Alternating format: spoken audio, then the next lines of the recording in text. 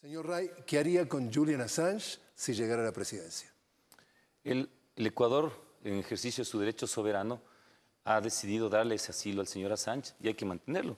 Si entendemos que está en riesgo también su vida, ese es uno de los argumentos por los cuales también se le dio la protección y nosotros mal podríamos, ¿no es cierto?, siendo un país que defiende los derechos humanos y además por compromiso de mi gobierno, de alterar esa posibilidad. Ojalá se pueda resolver eso de manera mucho más clara a través de un proceso de diálogo directo que genere condiciones para que el señor Assange pueda salir de la embajada y responder en integridad a su persona, a los problemas que tiene. Pero mientras estas condiciones no estén dadas de manera clara, nosotros respetaremos esa decisión.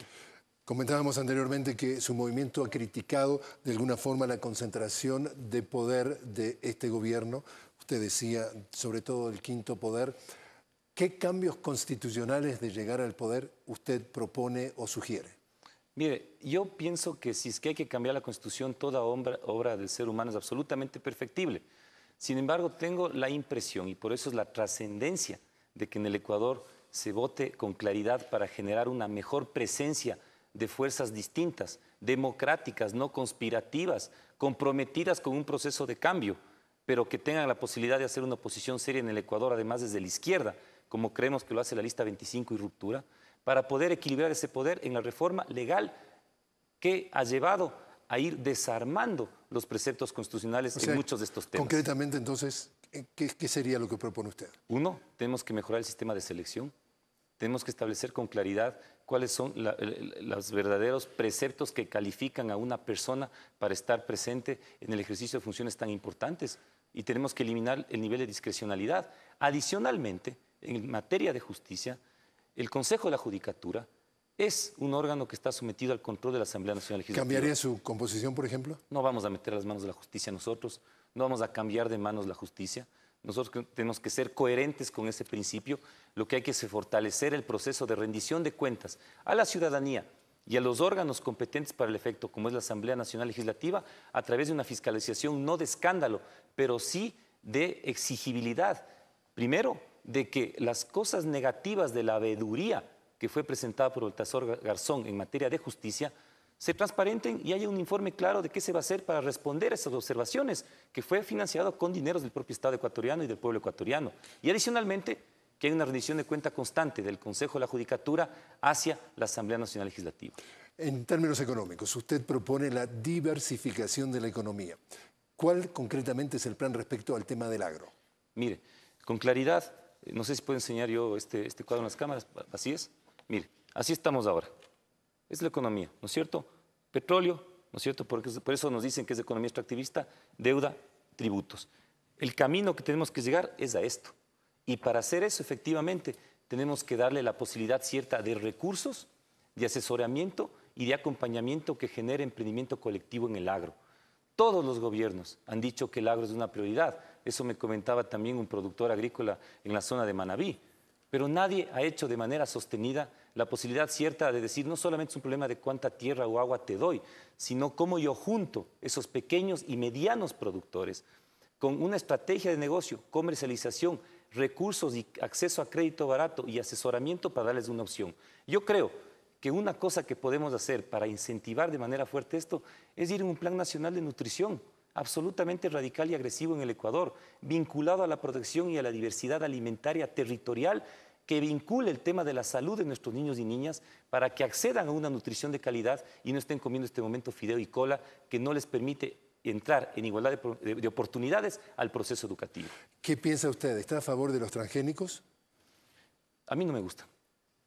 Así le digo. ¿No le gusta el gusto o no le gusta la idea? No sabemos ahorita qué estaremos comiendo que tenga transgénicos. Una legislación interesante en el Ecuador sería la visibilización en el consumo, ¿no es cierto?, para que la gente sepa si el producto que consume, de qué origen tiene y cuál es el proceso que se llegó antes de que esté vendiéndose. Pero eso yo creo que sería interesante tenerlo. Pero además de eso, yo creo que una discusión, y lo que dice la Constitución, es que una decisión sobre esos temas amerita una discusión nacional, porque es una decisión profundamente importante en relación a esa diversidad alimentaria, esa seguridad alimentaria y esa soberanía alimentaria del Ecuador. Yo soy partidario que en esos temas se debata, no se imponga. Creo que son temas tan sensibles para un país como el Ecuador, que no solamente es responsabilidad del presidente de la República, ni de un ministro, sino que eso es una discusión que debe tenerse con las personas del país, con información para tomar una decisión al respecto. Ahora, hablando de las personas y lo que usted me dice, usted conoce mejor que yo que América Latina es la región del mundo con la mayor disparidad en la distribución de la riqueza. O sea que iniciar un diálogo no es estar en un terreno nivelado en donde todos los actores participan de la misma forma.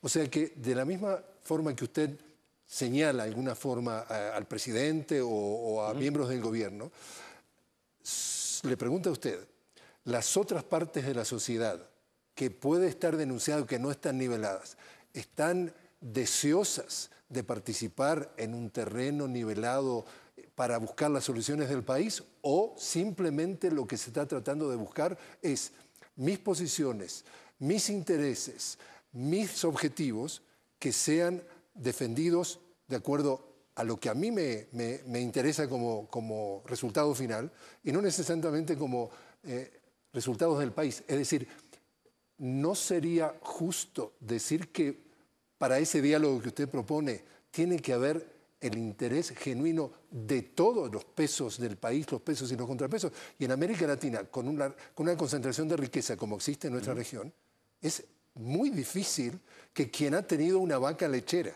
que le ha dado una enorme riqueza, de pronto ceda voluntariamente el fruto de la leche de esa vaca. Es decir, ¿cómo usted transforma a esa concentración en voluntarios para construir una democracia participativa y equitativa cuando llevamos 180 años de historia del Ecuador y no se ha dado ese fenómeno? Mire, por eso nosotros planteamos un pacto fiscal. ¿Qué quiere decir, aterrizando para nuestros televidentes? ¿Qué quiere decir? Absoluto y completamente. Lo que significa es que el Estado tiene una herramienta que se llama la política pública y tiene una herramienta que se llama la política tributaria. Eso permite, en un diálogo, entendiendo que el Estado es un ente de poder y tiene la capacidad de intervenir en el mercado. Yo no creo en que el mercado es libre, lo digo con claridad. Y por eso yo soy absolutamente crítico de la posición del señor Guillermo Lasso, que dice que va a devolver 2.000 millones a la economía. Porque además, este momento, nuevamente, de manera paradójica, con las exenciones que existen ya con la legislación actual, en estos propios 6 años que han pasado, ya se le está, en esos sectores más ricos del país, que mayor concentran el ingreso, se le está dando ya 2.000 millones más que lo están aprovechando ellos. ¿Por qué? Por la disparidad que existe. Ahí está, Lasso dice que él reduciría los impuestos en 2.000 millones. No. Entonces, claro, va a otorgar 2.000 adicionales, 4.000 en su conjunto y nuevamente se dispara la concentración del ingreso en un país donde el 20% más rico concentra más del 50% del ingreso. ¿Qué propone ¿Cómo entonces? entro yo? Entonces, la política tributaria le dice, a ver, sobre todo con los medianos y pequeños, porque lo más grave de todo esto, ¿sabe qué es? Que los medianos y pequeños no tienen, estos que van a diversificar la matriz productiva, no tienen el apoyo necesario. En una última encuesta económica, el 50 o el 60% de los encuestados en el sector manufacturero y agrícola dicen que no tienen posibilidad de acceder a crédito. No hay opciones. Entonces, ¿dónde están llegando los beneficios? ¿No es cierto? En este sector. ¿Por qué? Porque está capacitado para absorberlos, obviamente. Y mientras tú inviertes cantidad de dinero en la minería, no estás fortaleciendo el aparato productivo que va a transformar esa concentración en la riqueza. Yo creo en una política tributaria que genere incentivos y cambie la cultura de la gente. Si usted va a generar empleo juvenil, perfecto, ahí conversamos. Si usted va a tener la posibilidad cierta, y eso lo digo así con claridad, de un propietario de tierra que genera y protege bosque primario, reforesta, protege suelo, maneja bien el agua, maneja cuenca hidrográfica y buen sistema de manejo de desechos, le reducimos los impuestos, porque eso es lo que nosotros queremos, la protección de un bien público, generación de empleo, ¿no es cierto?, entre otras cosas, juvenil también, apoyo para diversificar esa matriz productiva y además reconocimiento de que la política fiscal puede generar ese acuerdo, con la fortaleza que tiene el Estado de tener la política tributaria para generar esas condiciones y generar un acuerdo de corresponsabilidad. Esto es lo que quiero decir yo. No, superar la pobreza no es un problema solamente de los entes gubernamentales que representan al Estado, sino es un problema también de la sociedad en su conjunto. Así como la educación es un bien público, que no es un problema solamente estatal, sino de la sociedad en su conjunto, igualmente que la salud. Igual es la productividad y la superación de la pobreza. Y yo creo que es el momento exacto para ir generando los pasos firmes para llegar a este punto. Y eso se hace con ese pacto fiscal, con los medianos y con los pequeños que ahora no tienen ningún tipo de apoyo. ¿Está a favor o en contra del inicio de la minería a gran escala? Yo creo, y esto lo digo así con claridad, el Ecuador necesita recursos naturales, pero una actitud responsable es plantear un camino real de uso responsable de esos recursos. Este momento hemos vuelto a repetir lo que se hizo ya hace 40 años.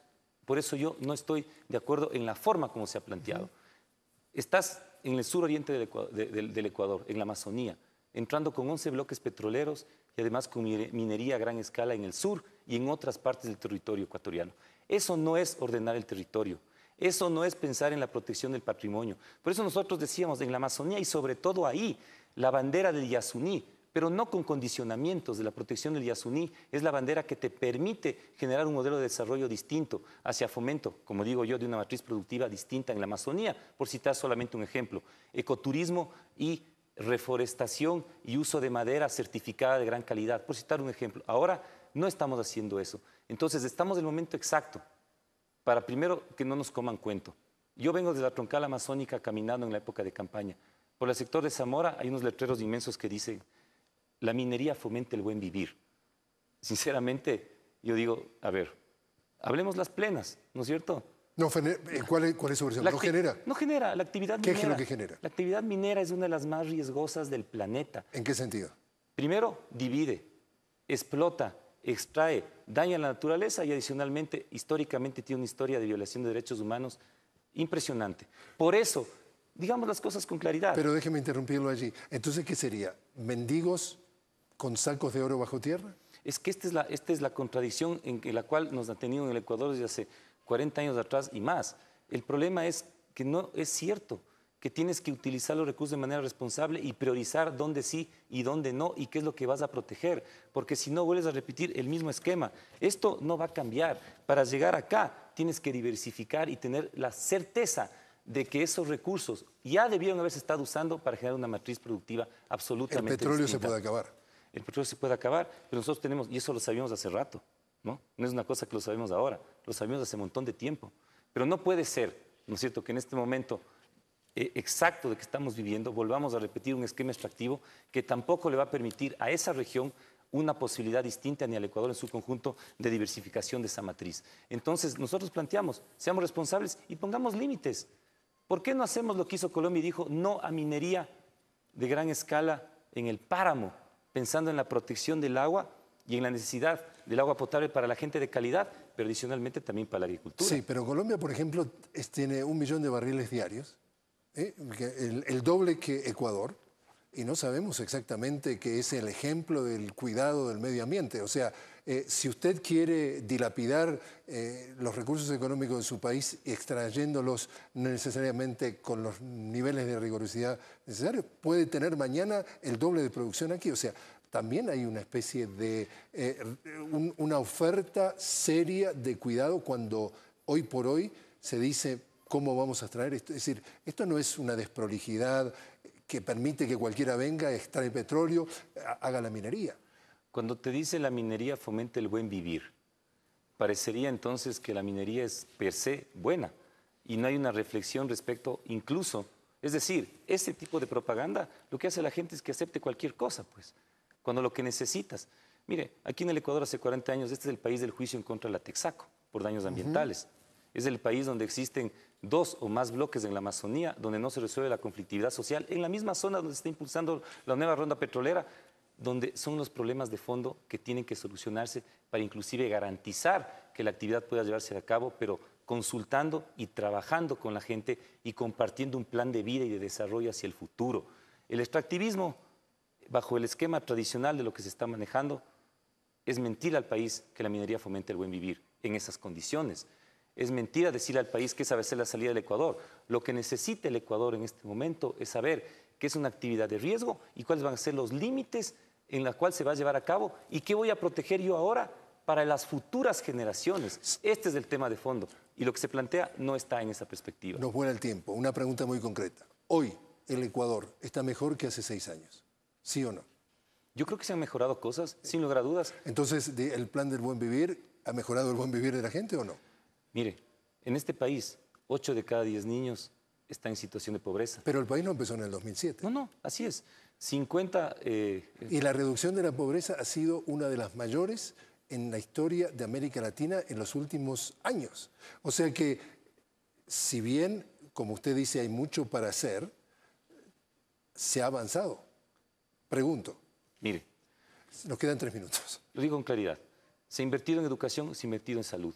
Sin embargo, existe una desconexión total y el ejemplo más típico de esto es la reforma universitaria, por citar un ejemplo, y lo que pasa en los 13 años previos. Hay una brecha educativa inmensa y un rezago educativo de 5.700.000 personas en el país y 8 de cada 10 niños están pobres. Entonces, ¿qué es lo que quiero decir con esto? No hay una decisión clara para ir generando, ¿no es cierto?, condiciones que permitan que también la inversión en una matriz productiva distinta y la inversión directa en generar priorización en la calidad de la educación y adicionalmente en la cobertura de salud y nutrición a esos mismos niños que vayan transformando en la práctica realmente la matriz de pobreza y de concentración. Nosotros creemos que eso no se ha hecho. Las cifras que yo he señalado señala que todavía el aparato productivo del país, que es el que va a generar realmente oportunidades para el resto de la gente, los medianos y pequeños, sigue sin beneficiarse económicamente de las medidas que se toman. Y eso sucede porque no se han tomado decisiones para fortalecer ese aparato para que capte esa inversión. Yo creo que en ese sentido todavía hay un gran nivel de exclusión y eso se va a ir viendo cada vez más si es que no se toman intervenciones directas en la calidad de educación de la gente y en su inversión real en cuidado materno-infantil y en salud de calidad. Norman Rey, su